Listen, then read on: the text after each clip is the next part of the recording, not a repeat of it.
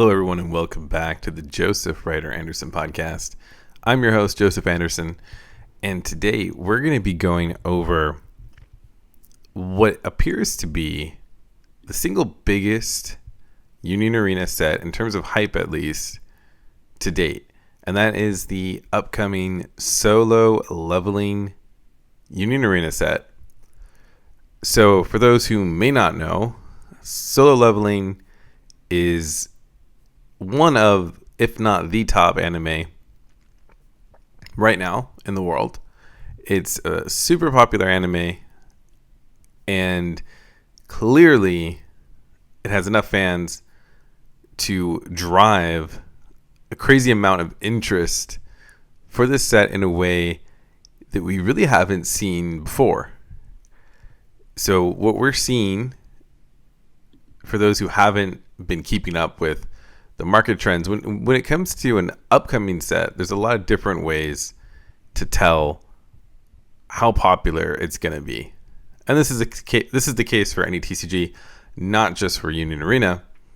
But one of the clearest ways to tell whether or not a set is getting a lot of interest before it comes out is to simply check the pre-order prices for products. So I don't want to get too technical here, but if you have been in TCGs for a while, you probably know there tends to be two different prices for a TCG product, right? There is the MSRP price, which is relatively low, and that's the suggested retail price that you're supposed to, quote unquote, sell products for. This is the price you would theoretically pay for a product if you were to go to a big box store and buy one. However, increasingly, what's the price that's becoming more relevant in the TCG world is what we call a market price. And a market price is essentially what something is actually being sold for. So what a product is actually being sold for. That might sound really simple, but even though that might sound simple, it's something that I see people get confused a lot. So the market price is the average price that something is going for.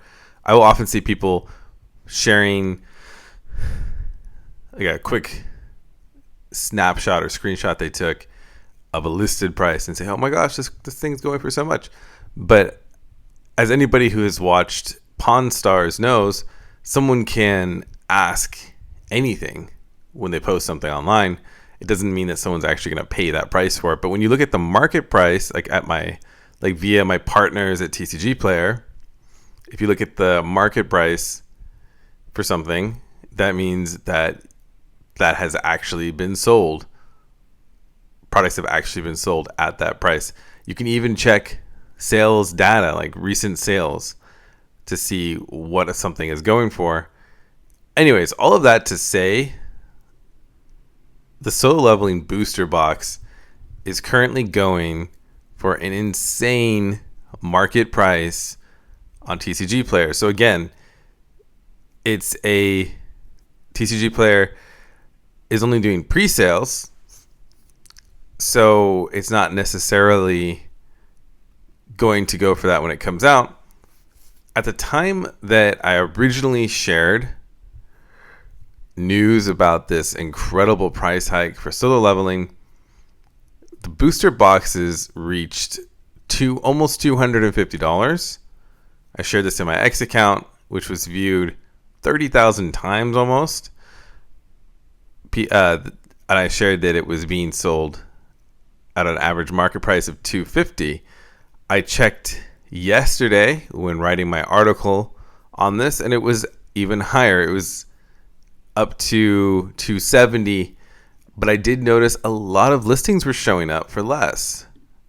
So we're actually, even though I really hyped that up, because booster boxes were reaching almost $300, all of a sudden a lot more booster boxes are becoming available for a lot less. So we're seeing a pretty steep decline in the market price. So solo leveling is rapidly becoming more affordable. So hopefully we see that trend continue, because I certainly don't want to pay $300 for a 16 card booster box, right? So Union Arena booster boxes are smaller than typical TCG booster boxes because there's so many sets. They're smaller, so they have 16 packs. Paying $300 for 16 packs is a lot of money. So right now you can, on TCG Player, click on the link in my description to go check out what you currently can get a booster box for. I'm seeing a bunch of listings for well under $200. And the market price itself has dropped to $233, with the most recent sale being $180 for a booster box. Now, while that's not as crazy as $270, which is what these booster boxes were going for, $170, $180 right now, the most recent sale, $180 is still incredible. So I was doing some research because I've been writing about the Perfect Order Pokemon set that's coming out. That $270 market price was 5 times the markup that even Perfect Order has. If you don't know, Perfect Order is releasing around the same time as Solo Leveling, so it's a relatively relevant comparison. But that means on a per capita basis, Solo Leveling was 5 times more hyped than Perfect Order, at least for a little bit there. Again, we're seeing these prices coming down, but 180, even the current market price of 180, is still more than double what you would pay typically for a brand new Union Arena set. All of this to say that Solo Leveling is a very hyped set. Now, the chatter that I hear, for the most part from players and online and even in person, is that this is thanks to those dang Bandai scalpers. And if you don't know what a Bandai scalper is, I don't either, really. But what I think a Bandai scalper is somebody who has taken to the Bandai card games the way that scalpers have taken to other games like Pokemon and Magic. They've now, I think the theory is they've, like any good parasite, have moved on from Pokemon and Magic after draining the life out of those games. They've now moved on to Bandai games, and Union Arena is their next victim. I think there is some truth to that. There's undoubtedly some opportunistic buying going on here, and it doesn't really surprise me. In fact, it surprises me that this hadn't happened earlier. For example, I had shared over a year ago now, I had shared that it's funny to me that at this time, what I'm talking about here is when Demon Slayer came out for Union Arena, Prismatic Evolutions had also just come out. And it was funny to me because people were freaking out over pulling a $1,600, at the time, $1,600 Umbreon from packs. And I had just pulled an arguably more valuable Tanjiro serialized. If I saw that Tanjiro right now in this current bubble that we're in for Union Arena, I'd probably get a lot more for that Tanjiro serialized that I sold. At the time back then, I still sold it for a decent amount. So it doesn't really surprise me. I thought it was sort of funny that people hadn't picked up on how valuable some of these cards are. We've been seeing a general upward trend in value for cards. So even if we're not talking about serialized, we've been seeing all kinds of cards on the secondary card market appreciating really well. We've been seeing cards like the Asuna from Sword Art Online do really well. And most notably recently, again, another fun fact I shared to my X account, and it was viewed over 100,000 times, because people seem really, really into Kagurabachi, and they seem a little underfed. So this was very popular, but I shared that at the time of sharing that, the Chihiro SR triple star from Kagurabachi, not a serialized, just a triple star, was going for almost 1,800. That's insane. So that kind of value is going to catch a lot of eyes. Currently, it's still very similar. There's a couple confirmed sales on TCG Player, and it's still fetching that insane value. So when you can get cards that look this good and cost this much, it's going to draw some opportunistic buyers for sure. That's just how the TCG market works. It's how capitalism works. I don't really fault anyone for seeing that and being excited by that. But it's not the only thing that's driving excitement for solo leveling. Union Arena has been a game that's been growing sort of on the back burner for a while. It's a game that I got into at the start, and there's a lot of reasons for why this game should be exciting to people. And really, why wouldn't it be getting this kind of hype, right? It has the biggest IPs in anime, solo leveling being just one of them. It has an unusual ability to appeal to a very broad audience by not being tied to any one IP. It can just keep putting out different IPs, pulling in new audiences, and the gameplay is fun.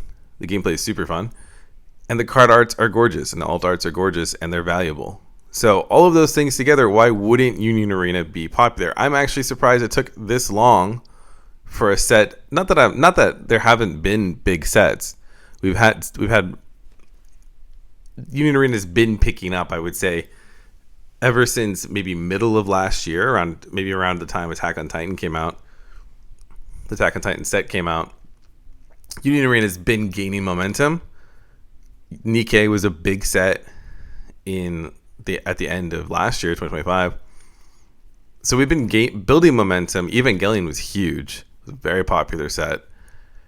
And now I think we've just hit a fever pitch. So to me, solo leveling is just the spark that ignited the fire that was already burning slowly in the background.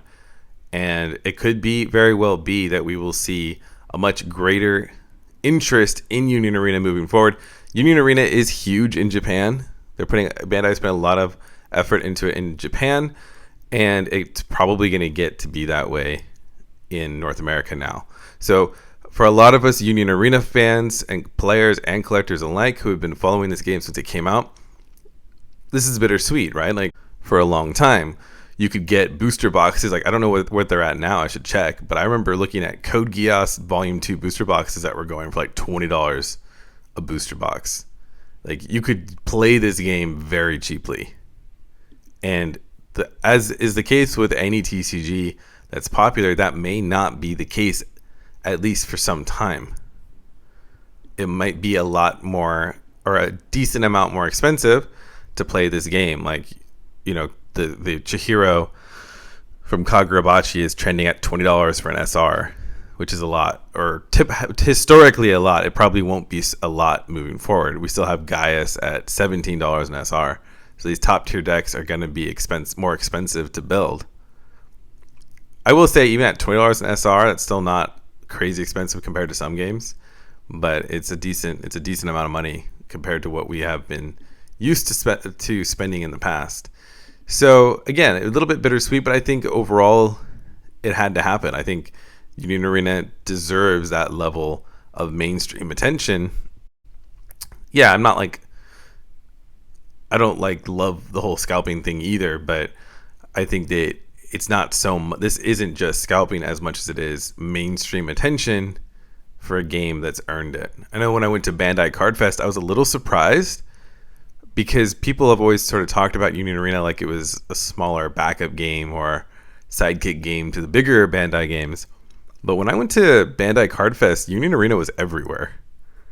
So to me, that means Bandai is putting a lot of effort into Union Arena. It has big plans for Union Arena. The other thing, too, that's worth mentioning about solo leveling, about why it's hitting off or popping off the way it is, it's not just that Union Arena is a great game in general, or that solo leveling's a popular IP. It's that the Union Arena team and Bandai put a lot of emphasis and work into solo leveling, and I think that's resonating. What they've done with solo leveling is resonating really well with their target audience. And what they're doing with solo leveling that's different than past sets is they're putting the emphasis on the North America market. They're putting the emphasis on the English version. Other games that I work on, for example, the Pokemon TCG definitely has a little bit of a, what's the word? There's a little bit of a separation between the Japanese sets and the English sets, although overall they come together eventually. There's a much stronger separation between the Union Arena English version and then the cards and sets that get released in Japan.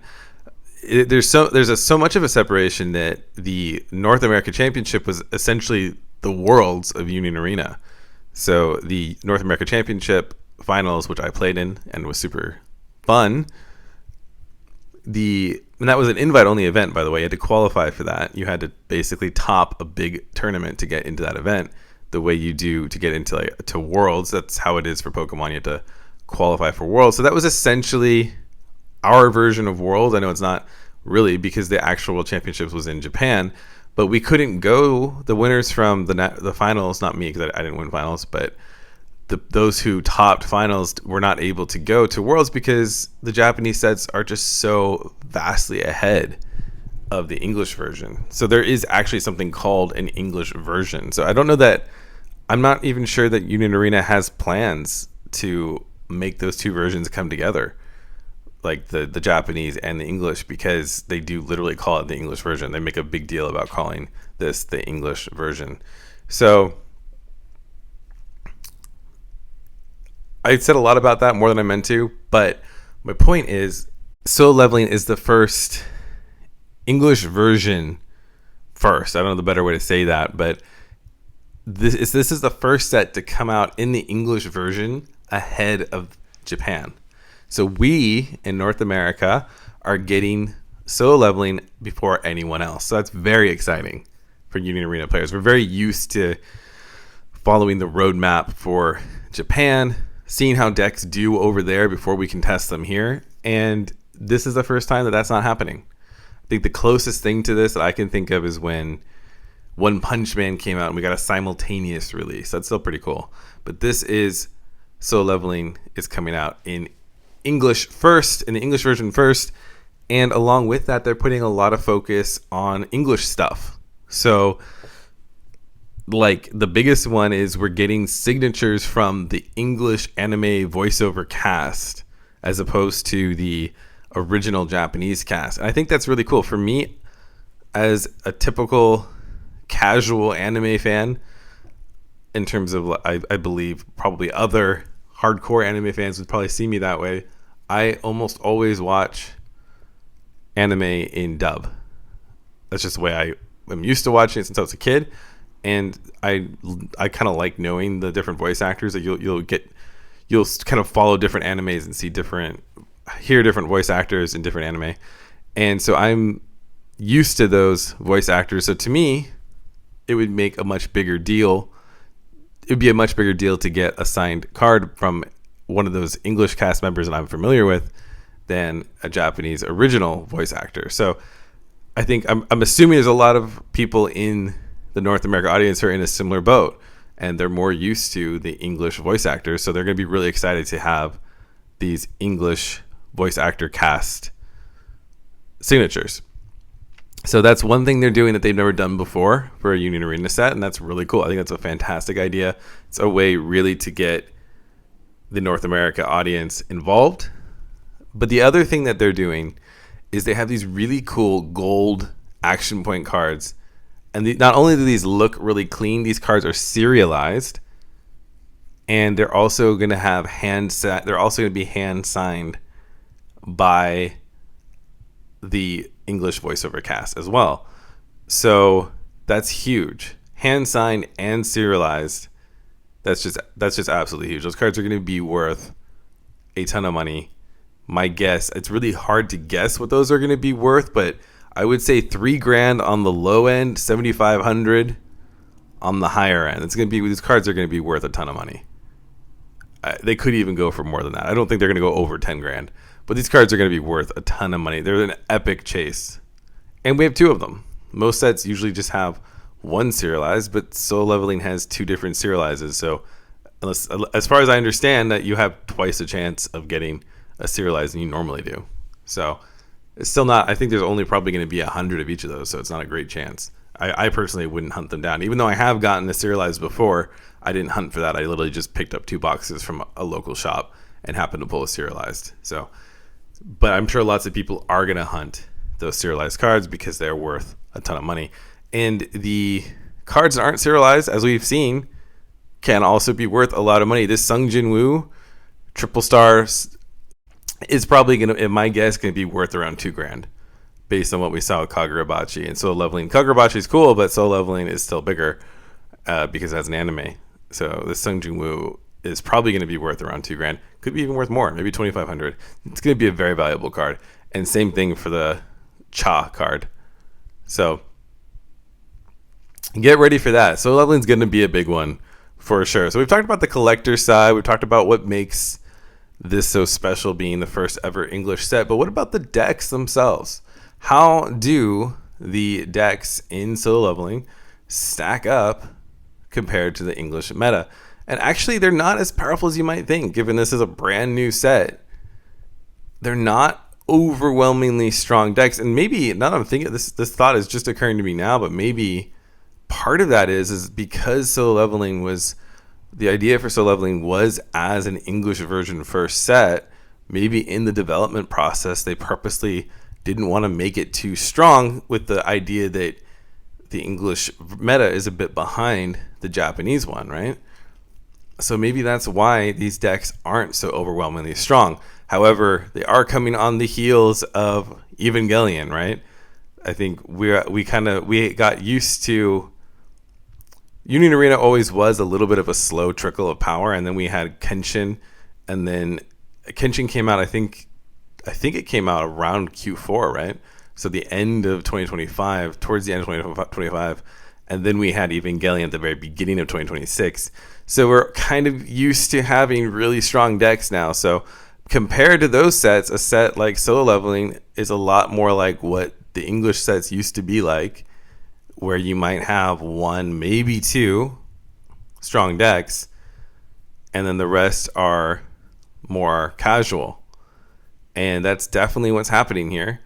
So you have the 2 more casual decks, the 4th Jeju Island Raid, which is an interesting deck. I don't think this one's horrible, but it's definitely not crazy strong either. It has some decent removal plays, has some decent raidless characters that you can switch to active, and you have this really cool Cha raid with double attack essentially at 5,000 BP, which is pretty cool. So it's not a horrible deck. It's very definitely has some very strong raidless plays, which is interesting. And then you have this solo leveling. I just call it the green solo leveling deck because some people call it the level up deck, but it's really leaning into that whole level up mechanic that you're going to find in solo leveling, all based on Sung Jin Woo leveling up, right? But I think the main problem with this deck, as cool as that idea is, and it really is cool, so you're basically raiding over rated characters. You're not technically doing that because the wording in the text is you're going to raid over the base card, but it kind of feels like raiding over raids is how it feels. I think the main problem with that is that the leveling up happens at the end of your turn. So not only do you have to set up this interaction, you then don't get the payoff until the end of your turn. And the strongest card that you're building up to is admittedly a very strong card, the 6-cost Sung Jin Woo with Impact, who you can boost to a damage 2 via your 2-cost Sung Jinha. And so you can think of this as a Impact 1, damage 2 character, 4,500 BP if rated. And it has a sideline, an effect at sideline. So if it's your turn and this character is played with one of your abilities, so that would happen if you level him up, quote unquote, you get to sideline any character on your opponent's field. That's really, really strong. That could be a 5,000 BP character, a 6,000 BP character, doesn't matter. And then when attacking, you can draw a card and place a card from your hand face down into this card. Now, the way you can think of the Sung Jin Woo is a 6-cost air cavalry in a way. Assuming you can get that damage 2 on him, impact. He's got the sidelining, but as you can see, a lot less effective. Instead of building up to like 8 energy on your energy line, you have to go to the trouble of playing him with one of your effects, sidelining, and all that.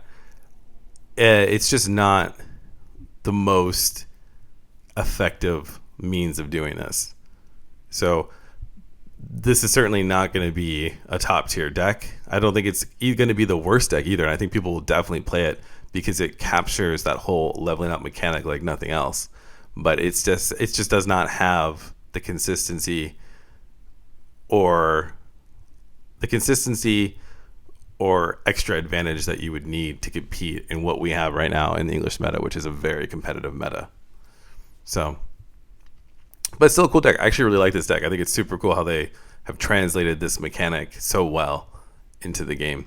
Now, next up, I think a lot of people are hyping the Shadow Army deck as number 1 in this set, and I think it definitely could be number 1 from this set. I still don't think, even if it is number 1, it's still not an overwhelmingly strong deck. Like, I wouldn't put this deck in the S tier. Personally, this deck feels like if you combined purple Saito from Kenshin with the green Saitama deck and came up with something different, that's sort of what this deck feels like.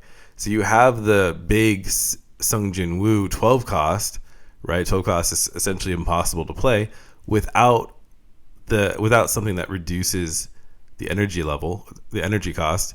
And luckily, Sung Jin Woo has a very handy way to reduce his energy cost, and that's by having Shadow Army characters on your field. If you have, for every Shadow Army character on your field, you can reduce the cost by 1. So if my math's correct, you could theoretically have, what would that be? You have 8 spots. You need 1 Sung Jin Woo to raid over. So you could have 7 spots, so that would bring him down to a 5 cost, which is pretty decent, right? A 5 cost with impact and snipe, plus being able to switch characters to active. That's pretty cool. So, and you can also, if he's on, you can attack from the energy line, same as Saito. So you kind of think of him as a Saito with some benefits. 5,000 BP base being one of them. And then also this switching your Shadow Army characters to active. And a lot of your Shadow Army characters have effects, especially the Tusk and the Kaisel have effects that they want to switch themselves to resting to activate, so then you can then switch them to active and attack. You have this Monarch's Domain that can boost your characters up. So I've tested against this deck, and the main thing here is you're really just trying to swarm down your opponent, and then with essentially trying to boost your characters to 4,000 BP if possible, and then run down your opponent with these characters, fill up your board, and then close out the game with the big Sung Jin Woo. So that's sort of the main thing in a nutshell. You also do have this interesting Shadow Monarch card, which I'm running out of 3 of. I do like having 1 kill special, but this Shadow Monarch lets you play up to 1 character card with Shadow Army from your sideline. We were testing this last night, and a great way to use this is into the Igris. You can use this. It doesn't stipulate that it's just a 1 AP character, so you can use this to play your Igris active from your sideline, and then play up to 1 Shadow Soldiers from your hand or sideline, set the rest of your field. This is a really easy way to fill up your board.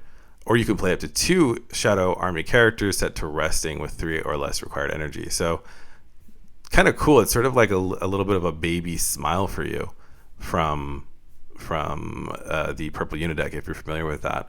So a lot of people are hyping this deck up. I think at best it'll probably be an A+, not in the S tier. To me, at best, it'll probably feel like a Muzan. I think it's to me feels like a little bit of a high effort Saito deck.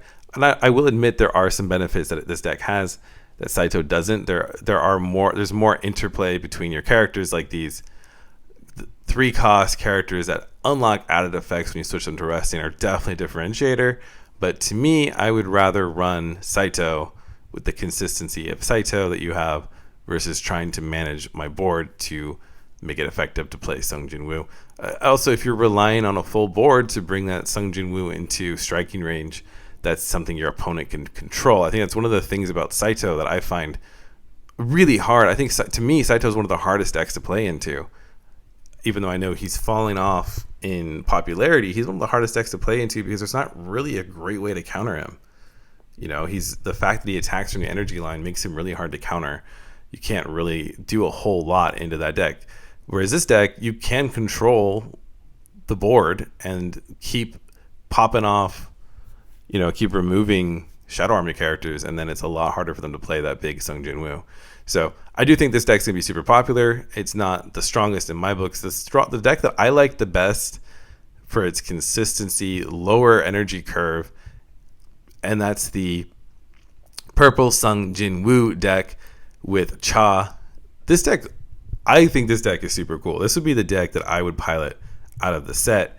I really like the way you have this. The main card interaction that I like from this deck is between the 5-cost Sung Jin Woo and the 4-cost Cha. There's some really powerful plays here. The Sung Jin Woo, the card he reminds me the most of is Gurin from Purple Code Geass, but he's power crept for sure, right? Also a 5-cost character, but not only does he have a force block like Gurin did and the impact, he also has an effect that essentially lets you play a character. So, okay, I should step back a little bit, because what it actually does is it lets you add a character to your hand. But assuming you have enough cards in your sideline to boost that range, your ideal target for this is into the Cha. And you're going to use this effect to bring the Cha to your hand, but the Cha, when she goes to your hand from a Sung Jin Woo effect, is going to go set to active onto your field. So he's basically kind of like a smaller Gaius. You can think of him that way.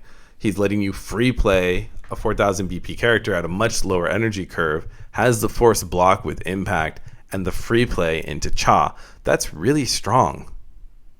You're getting removal, you're getting impact, you're getting 2 attackers in one. The only problem is you need to really fuel your sideline. So it's like Purple Bleach, but I think with stronger payoffs. So there also is this interesting elixir of life that you're going to use to continue. You can use this, your best plays to use this into your Cha as well. So you can just keep recycling that Cha over and over. The elixir of life, you pay this cost. She comes in. She doesn't come in active, so you won't be able to use her as an attacker that turn. But she comes in active, or she comes in resting, and then you can also use your Demon's Castle to keep reusing the elixir of life. So this deck to me is the strongest. I would actually even not be against saying that this deck is S tier, potentially. I think it has S tier potential, and I don't think any of the other decks in this set do. I think Purple Shadow Army is high A tier at best, whereas I do think under the right pilot, you could consider this Purple Sung Jin Woo deck to be S tier. So that's the deck I'm most excited about from the set.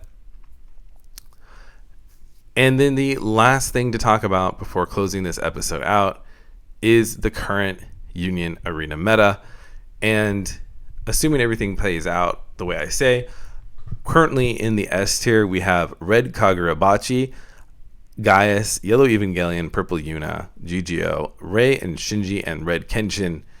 And those decks are really the biggest threats in the meta. I would say you could probably add the Purple Sung Jin Woo to that tier, but we'll have to wait and see how that deck does. In the A+ tier, I would put the Shadow Army into the A+ tier, and I would put honestly, I'm going to be a little bit brutal here. I'd say I'd probably put the other 2 green decks in the B tier. I don't think those decks are going to be really super strong decks. I think those are probably going to be more B tier decks. So that's solo leveling in a nutshell. Hopefully you appreciate that. Hopefully that helps you get started with building your own decks. Take a look at the episode description. I'll have links to all this stuff that I was talking about so you can go and explore further. And until next time, keep on battling.